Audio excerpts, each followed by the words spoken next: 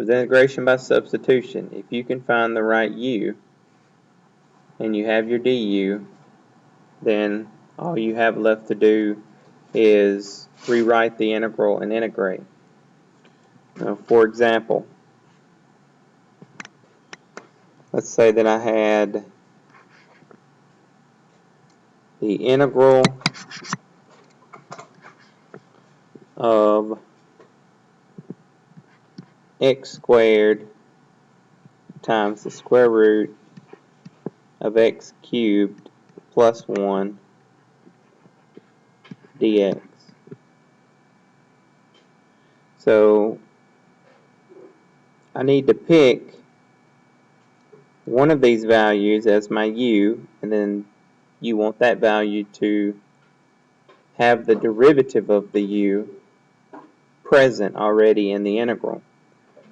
And so really my only choices are x squared, x cubed plus 1, or the square root of x cubed plus 1. So if I was to choose u equals x cubed plus 1, then my du is 3x squared. Alright, and this x squared is right here.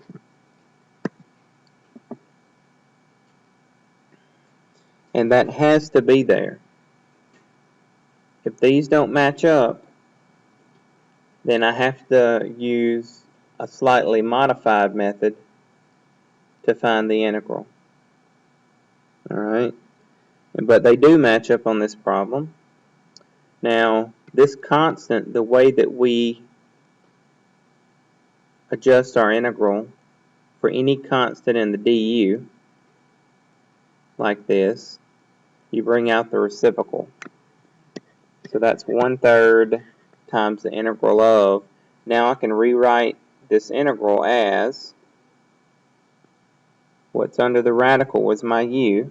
So that's u to the 1/2, because it's under a radical, under a square root, du.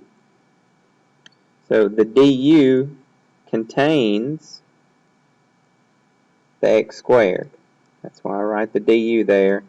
It also contains the dx. That's where the dx goes. Because when you take the derivative of an x, you have a dx. I usually don't write that, but that's where the dx goes as well. Now you just do this using the power rule. Integrate using the power rule. So this is u to the 3/2 divided by 3/2. You had a 1/3 in front. And with indefinite integrals, you put plus c. So this is 1/3. Now that's, you got to flip and multiply. That's going to be times 2/3.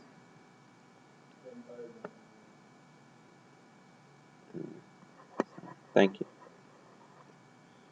So then that's going to be u to the 3/2 plus c.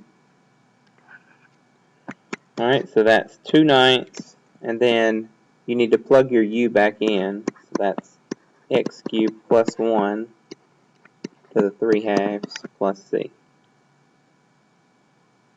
Alright, and if I was to take the derivative of this, I would get my integrand, I would get all of this right here. So you can check your answer.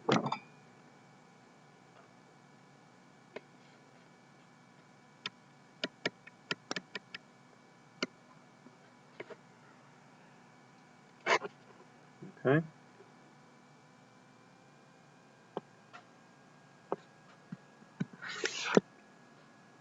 Alright, look at this integral. The integral of tangent squared x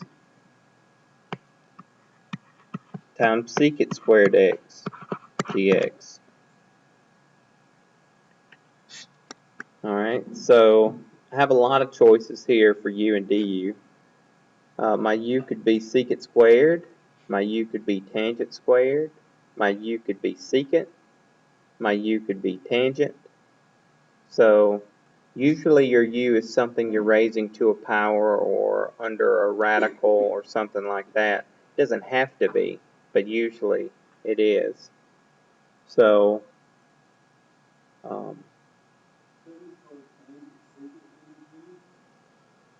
if the u was tangent, secant,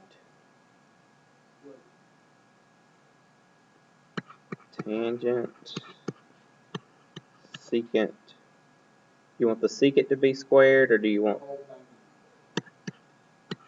Okay, if this is my u,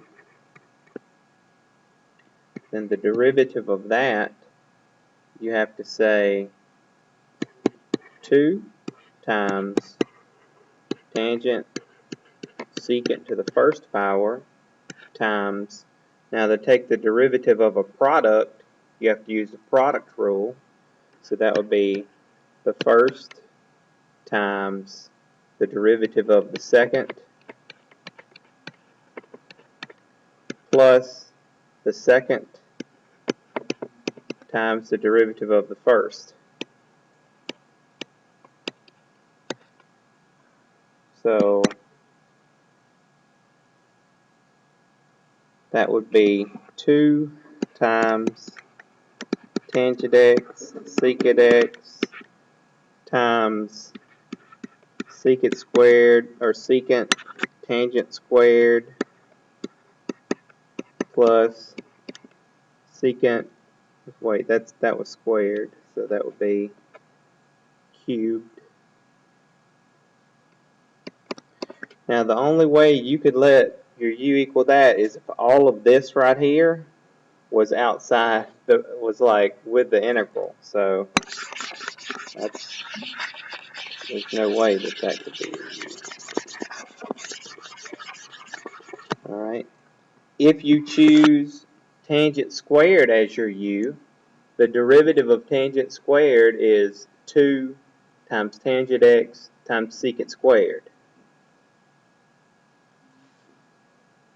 If you choose secant squared, then your u would be 2 secant times secant tangent. So the other options are either just choose tangent or either just choose secant. So if I let my u equal tangent of x, then what would the derivative of u equal? Secant squared. And that is present in the problem. So that du is right there. So now I can rewrite my integral as the integral of u squared du.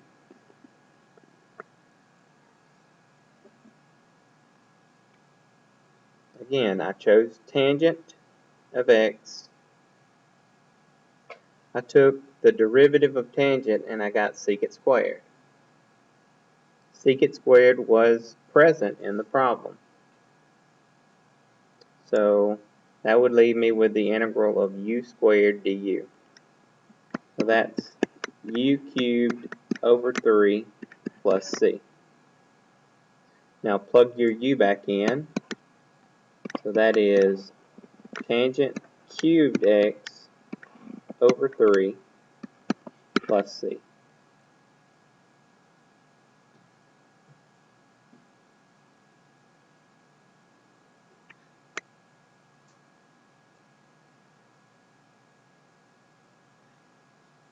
So it's all about choosing the correct u so that you have your du present. That's the key to U-substitution. Let's look at this one.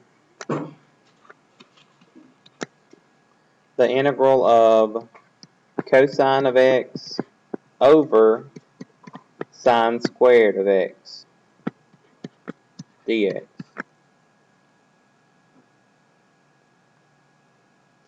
Remember, with both derivatives and integrals, if you have a fraction, or if you have more than one term in a row, meaning you have a product of terms, you can never just integrate or differentiate every term. You can never just integrate or differentiate the numerator and denominator separately. It doesn't work like that. So you have to look for u's and du's or ways to rewrite your integrand at times.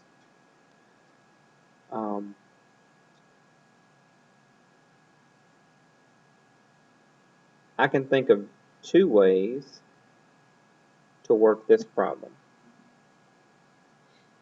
All right, let me show you two different ways to work this integral. They will possibly give me something different, but they should be equivalent. Now, if I was to let my u equal sine of x,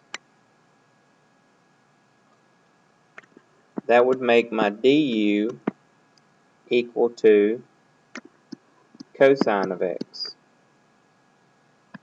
And so that du is present right here.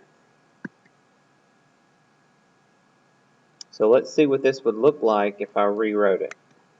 So this would be the integral of 1 over u squared du. I can integrate that. That is the integral of u to the negative 2 du. So remember the power rule. Add 1 to the power and divide by the new power. So that's going to be u to the negative 1 divided by negative 1.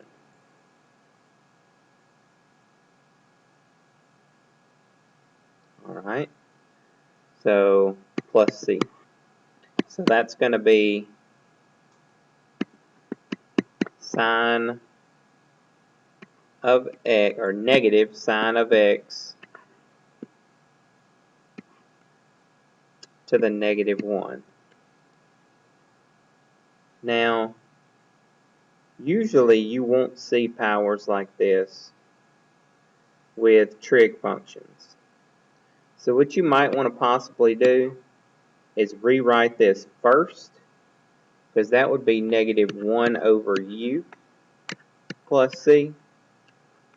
That's the same thing that I'm about to do though. I'm going to take this down to the denominator and make the power positive. Again, I would never get in the habit of changing powers with trig functions like that, because that's not how trig functions generally work. The reason I say that is when I move this sine of x to the top, if I was to move it to the numerator, you generally don't think of trig functions like they're raised to negative powers. You change them to their reciprocal when you move them across the division bar. If I move this sine of x to the numerator, it becomes cosecant because that's its reciprocal. So that would be negative cosecant of x plus c. So that's the most correct way to write that answer. Leaving it like this just kind of leaves it, I guess, not in the best form. Now, I told you there was two ways to work this integral. That's one way. Another way you can work this integral is by not even using U-substitution. By rewriting your integrand so that you can integrate it directly.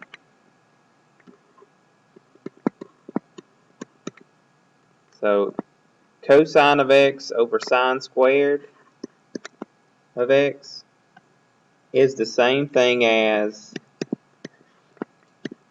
cosine of x over sine of x times 1 over sine of x dx. And cosine of x over sine of x is cotangent.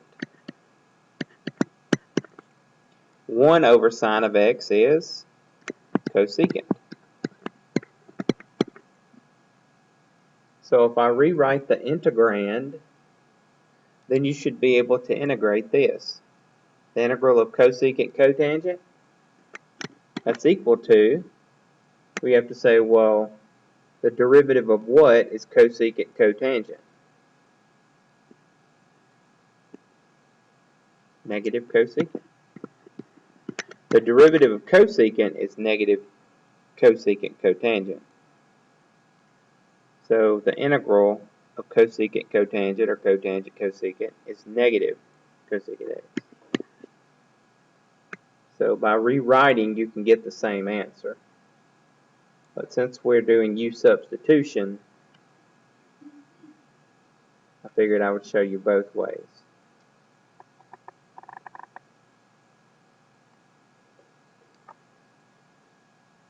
Alright.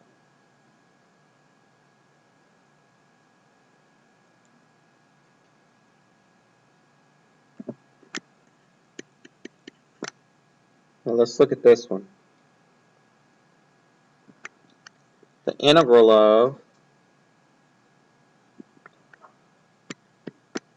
x cubed over 1 plus x to the fourth raised to the second power dx.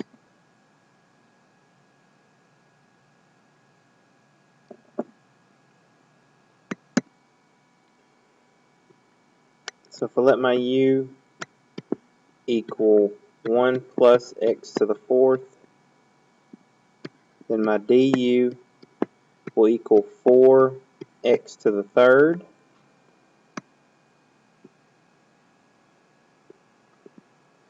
And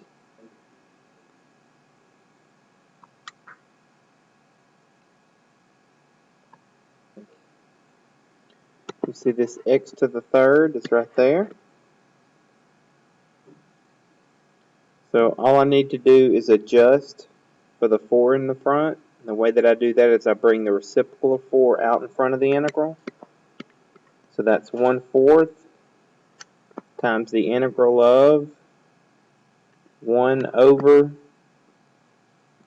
u squared du. So that's 1/4 times the integral of u to the -2 du, or 1/4 u to the -1 divided by -1 plus c. So that's going to be negative 1 over 4 u to the first. I had to bring that down and bring it to the first, change it to the first power in the denominator. Alright, and what was u? It was 1 plus x to the fourth. So negative 1 over 4 times 1 plus x to the fourth plus c.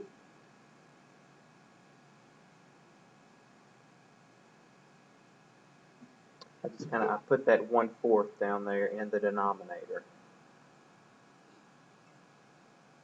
If you take the derivative of that, you will get our integrand up there.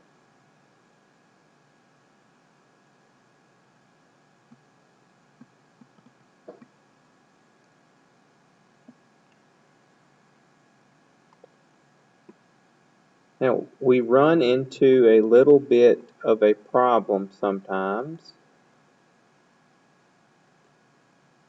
with U-substitution, and you would run into that problem that I'm talking about if you can't have a u and a du that'll work out. Let me give you an example. Let's say that I had the integral of x times the square root of 3x minus 4 dx.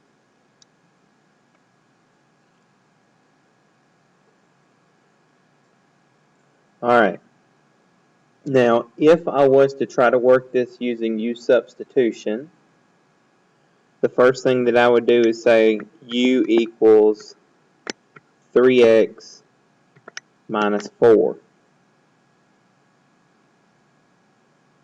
Alright, the next thing that I would do is I would find my du. So du equals 3. It really equals 3 dx, remember, but I usually don't write that. The derivative of the x, dx. Okay? Now the problem with this, the reason I can't use U-Substitution is because I have an x right here, but my du is just 3. So that's a problem.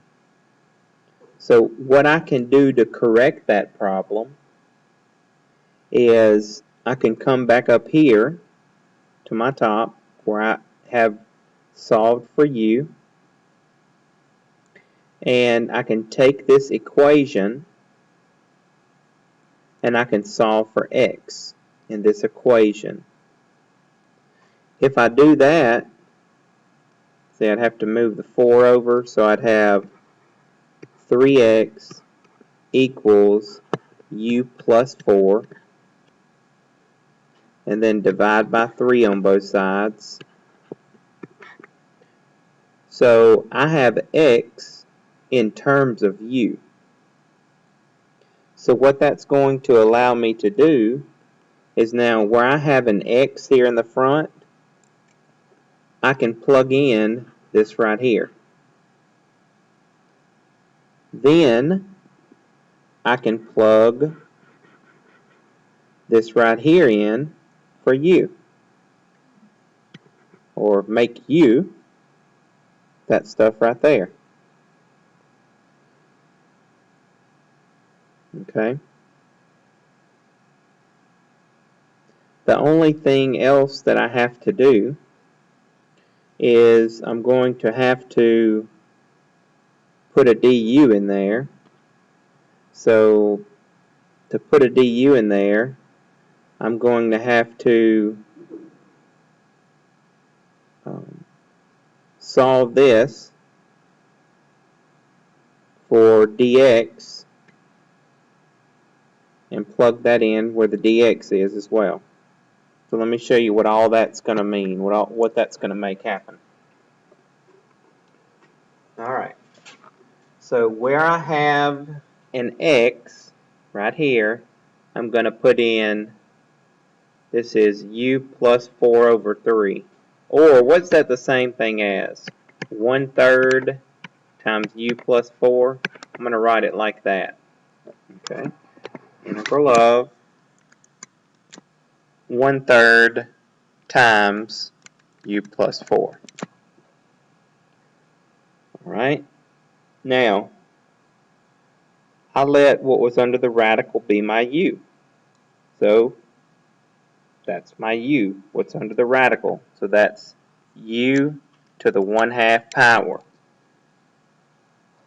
Okay, the only thing left I have to worry about is the dx. Now, you can think of this two different ways. You can think of this like taking this second part and solving for the dx by dividing both sides by 3. And so now I can plug this in for the dx. Or you can think about it like, well, since that was part of the du, 3 was part of the du, you can just bring out the reciprocal of 1/3, which is what it's going to do. It's going to do the same thing, right? Because if I write this in right here, this is 1/3 times du. So I would write here 1/3 times du. And so it's the same either way. Either solve for the dx and then plug that in for dx, or think about it like if I have du is equal to 3, I usually don't write the dx, right? But you can. And so since that's a 3, I bring out a 1/3. Bringing out a 1/3 is going to be the same right here as it would be right here. Okay. So now I have a lot of terms here in a row, but this is this 1/3 times this times this times 1/3 times this. Alright, so now this 1/3 and this 1/3 can be brought out in front of the integral. So that's going to give me 1/9 times the integral of u plus 4 times u to the 1/2 du. Now I can't integrate this like it's written, because you don't just integrate this term and then this term and then this term, because this is multiplying. So I need to distribute this u to everything inside the parentheses. Distribute that u to the 1/2, and that'll give us 1/9 times the integral of u to the 1/2 times u to the first is u to the 3/2 plus 4 u to the 1/2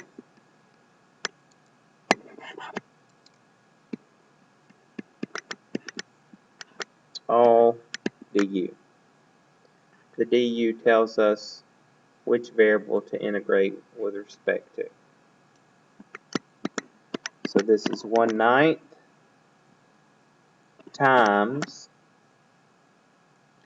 that's going to be u to the 5/2 divided by 5/2 plus 4 u to the 3/2 divided by 3/2 plus c. So that's 1/9. You can multiply this in. That's going to be times 2/5 u to the 5/2 plus 4 times 2/3 times that 1/9. If you want to leave the 1/9 on the outside and not multiply it back in, I'm fine with that as well.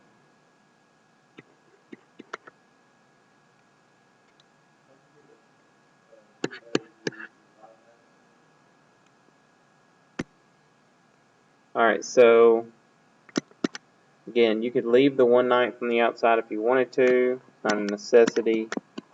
That's 2/45. Now plug, what did we let u equal to? U is equal to 3x minus 4. So 3x minus 4 to the 5/2 plus, it's going to be 8 over 27, and then times 3x minus 4 to the 3/2 plus c. So let's practice on another one here. I would let u equal x plus 9. So then my du is equal to 1. That is 1 dx. I generally don't write the dx behind it, but on a problem like this I will. Now the problem is the du doesn't have this x to the first in it. And so on one like this, we have to do this change of variables. It's just kind of a form of U-substitution. And so since I want u to be x plus 9, I need to take this right here and I need to solve for x so that I can plug something in right here for this x. So if I do that, if I solve for x, I'll have x equals u minus 9. So this is the integral of, I'm going to let x be u minus 9, so that's u minus 9 times, now I let what was under the radical be the u, So this is going to be u to the 1/2. And now for the dx, if you solve for dx here, you'll have du over 1, which is just du. So on this problem, dx and du are the same thing. So where we have a dx here, I can just write a du. Now I can't integrate this like it's written. I need to distribute. So this is the integral of u to the 3/2 minus 9u to the 1/2 du. Now I can integrate each term separately. So this is going to be u to the 5/2 over 5/2 minus 9u to the 3/2 over 3/2 plus c. So that's 2/5 u to the 5/2 minus, that's going to be 9 times 2/3, which will simplify to 6 u to the 3/2 plus c. So that's 2/5 times, let's see, we let u equal x plus 9. So this is x plus 9 to the 5/2 minus 3 times 2 is 6 is x plus 9 to the 3/2 plus c.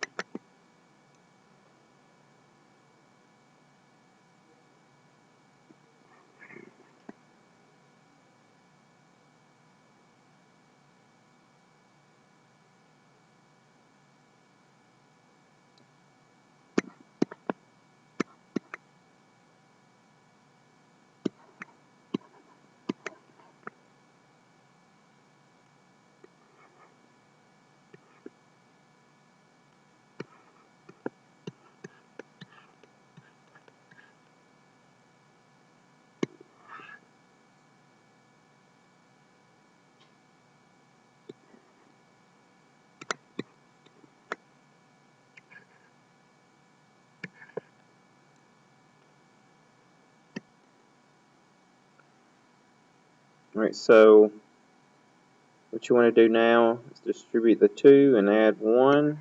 So it's going to be the integral of 2u minus 8 plus 1 over u to the 1/2 du. Alright, so that's going to be the integral of 2u minus 7. And now I would bring that u to the 1/2 to the top, make it negative 1/2. So now take and distribute that. This is du. So that's going to be the integral of 2u to the 1/2 minus 7u to the negative 1/2 du. So that is 2u to the 3/2 divided by 3/2 minus 7u to the 1/2 divided by 1/2 plus c, or flip and multiply. That's going to be 4/3 times, see, your u was x plus 4. So that's x plus 4 to the 3/2 minus 14 times x plus 4 to the 1/2 plus c.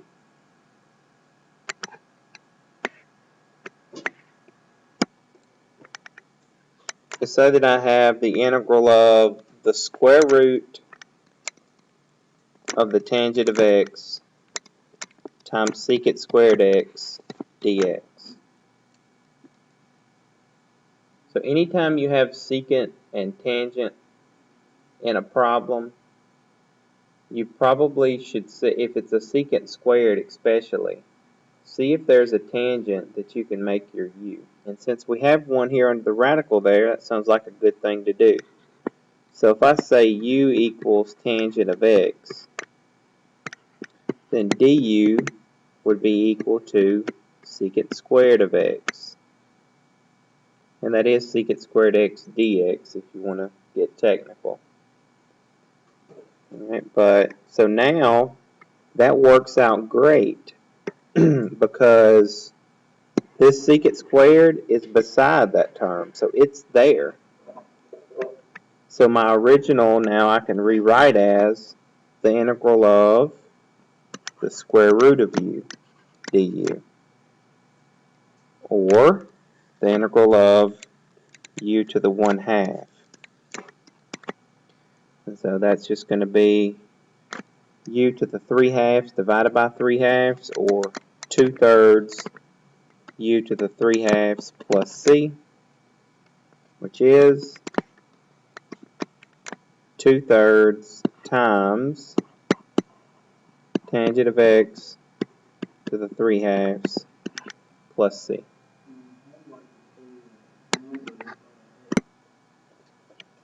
This last trig integral I want to look at, this one can be worked two different ways. The answers that you get are both equivalent, but they look different. The integral of sine 2x cosine 2x dx. I can choose sine as my u, the sine of 2x as my u, or I can choose cosine of 2x as my u. They will both work out. Whenever that's the case, I usually let logic fall into place, meaning there's two terms. I usually just choose the first one, just to keep things simple, though it doesn't matter. If I let that be my u,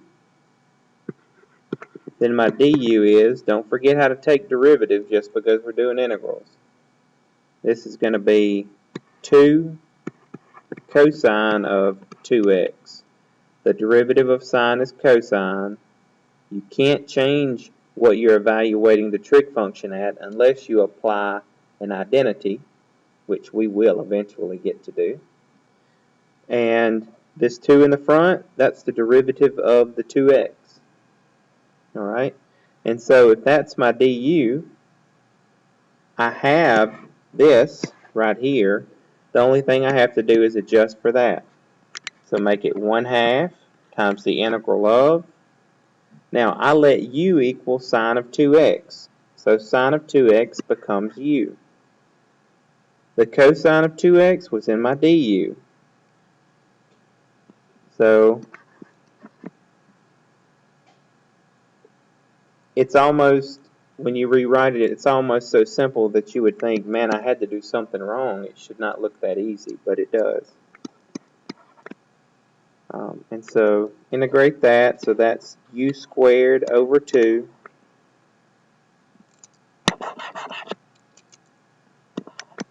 plus c, or u squared over 4 plus c.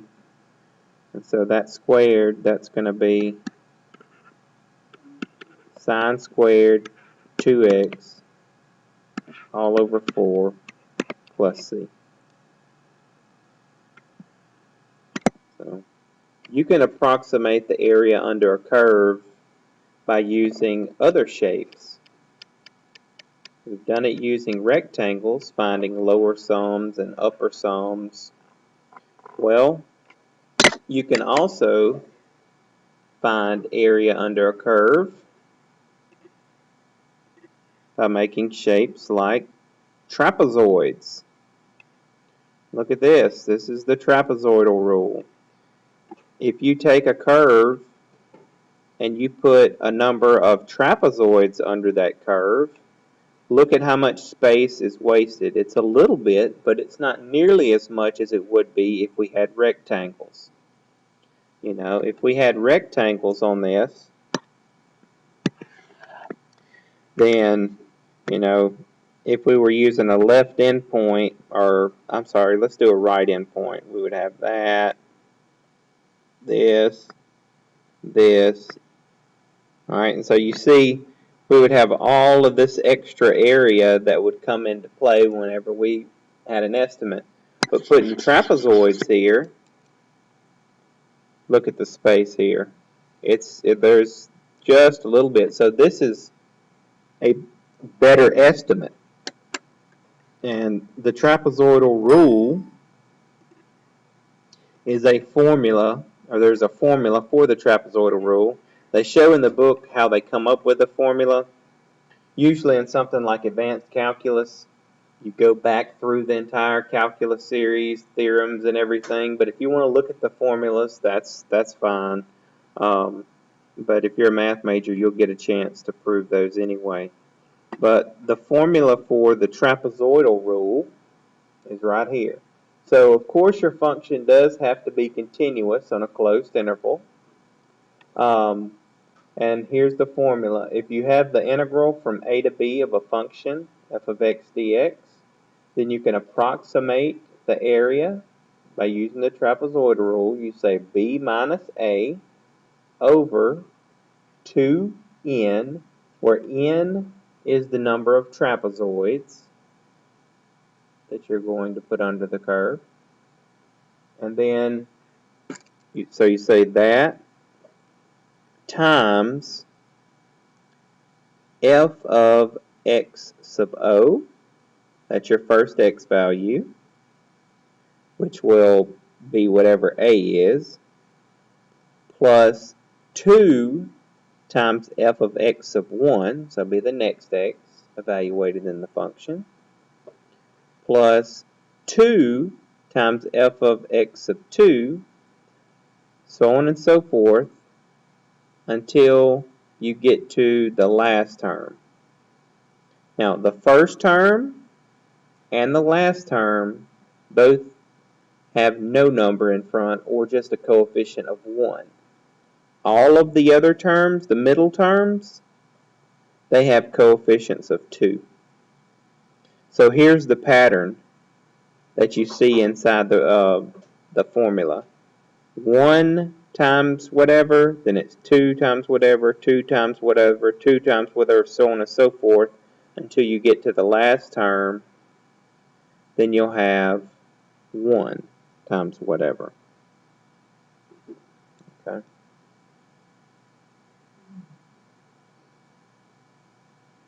So we will work one, but let's look at this example real quick.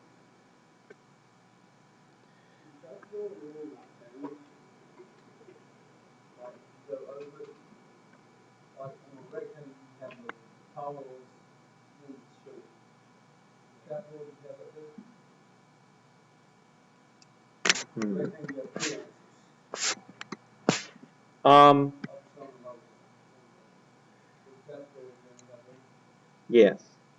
Trapezoidal rule, you'll only have one. Because you can make a trapezoid that looks like this right here. So you can end it there. You can have a trapezoid on the left side and on the right side, and it be the number that you need it to be that way. That may not clear things up, but you will only have one answer for the trapezoidal rule. So if you take, let's look at this problem. They draw it a lot better than I can, so that's why I want to look here in the book. If you take and integrate the sine of x from 0 to pi, then what are you actually doing? This top graph here, this is where n equals 4, so they made 4 trapezoids. This bottom graph here, this is where n equals 8. So you have 8 trapezoids. Okay. Now, since you do take into account the first x value and the last x value, you're always going to have one more of the function being evaluated than you will trapezoids. So what I mean is, if n equals 4, you're going to have 5 problems to work out inside this. N equals 8, you're going to have 9 problems to work out inside this. Now, how do you actually find those values of x? Well, if n equals 4 for this problem,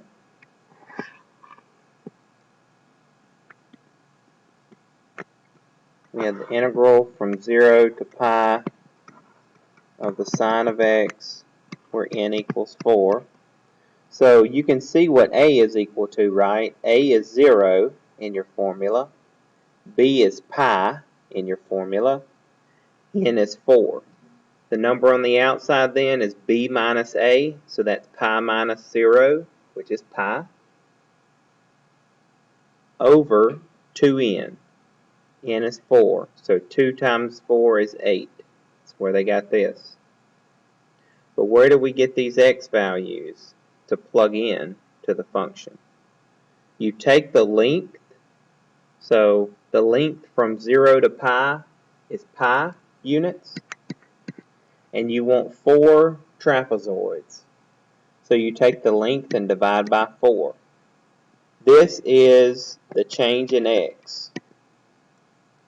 So on your graph where you have x values, we start at 0, and then these next x values, each one of these you add pi over 4.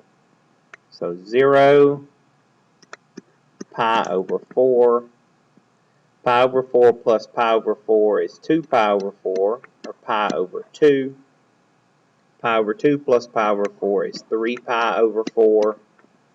And then 3 pi over 4 plus pi over 4 is pi. So notice that you start at the bottom boundary A, you end at the top boundary B. Now, you don't have to draw the trapezoids and all that. That, may be easy, may be hard for you. All you have to worry about is knowing how to plug that into the formula.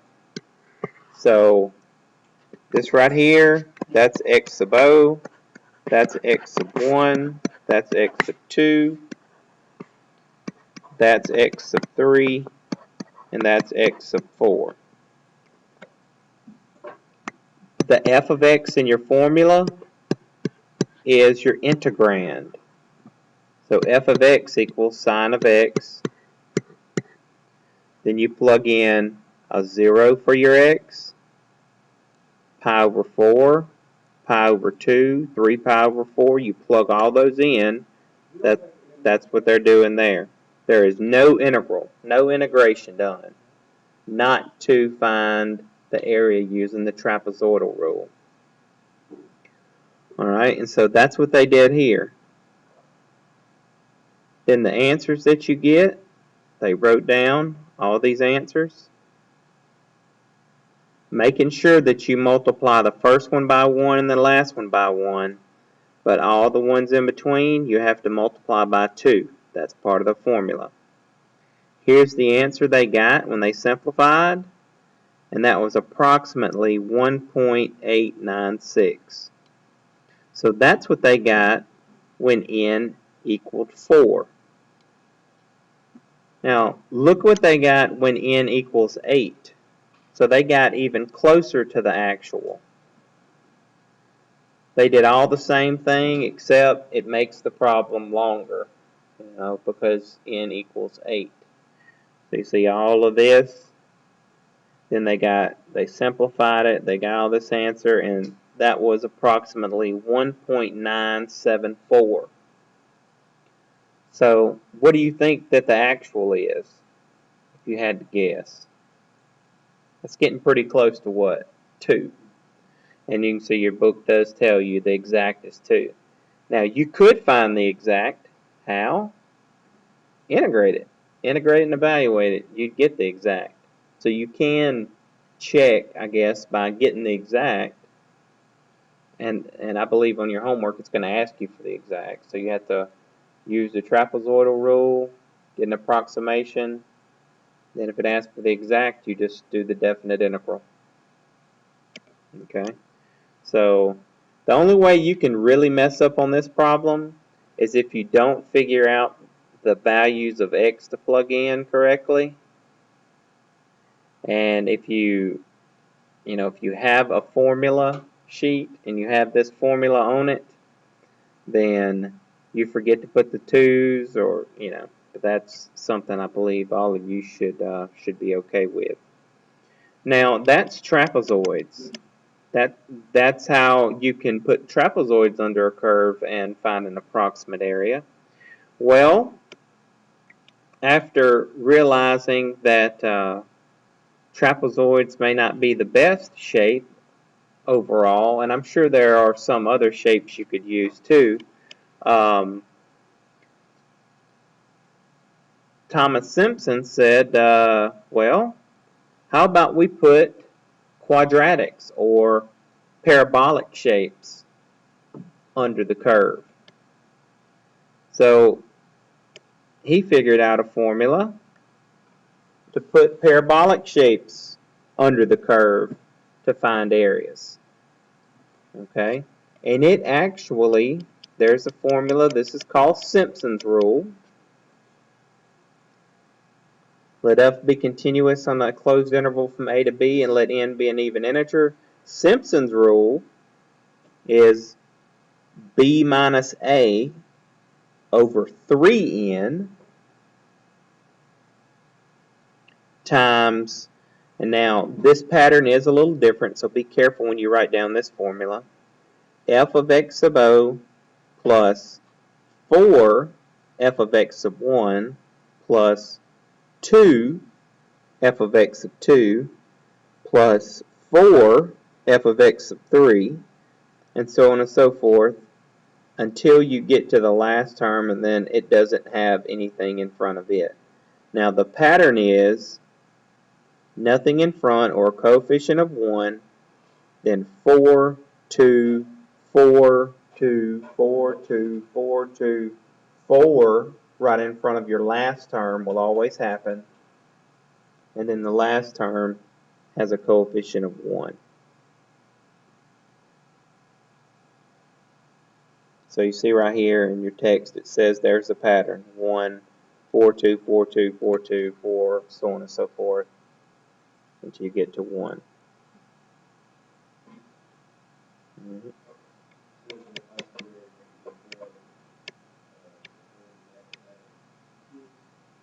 Yes. No, sorry. You can't have 4 back to back. This is an ellipsis right here, meaning this pattern just keeps going on and on. It does have to be a 4. There won't be a back-to-back 4. You won't have a 4 and then a 4. You're always going to have 2, 4, 2, 4, and then the last one will be 1.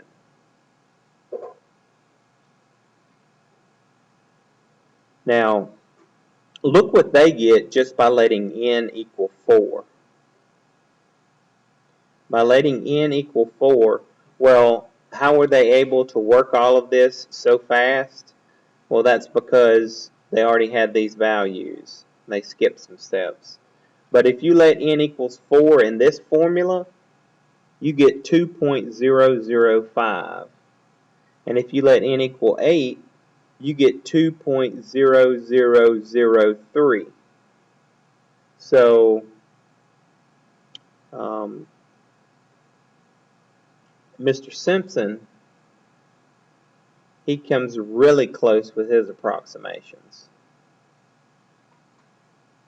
Alright, so as long as you can follow the formula for trapezoidal rule and for Simpson's rule, everything comes out really close, or a lot closer than it would if we were using rectangles.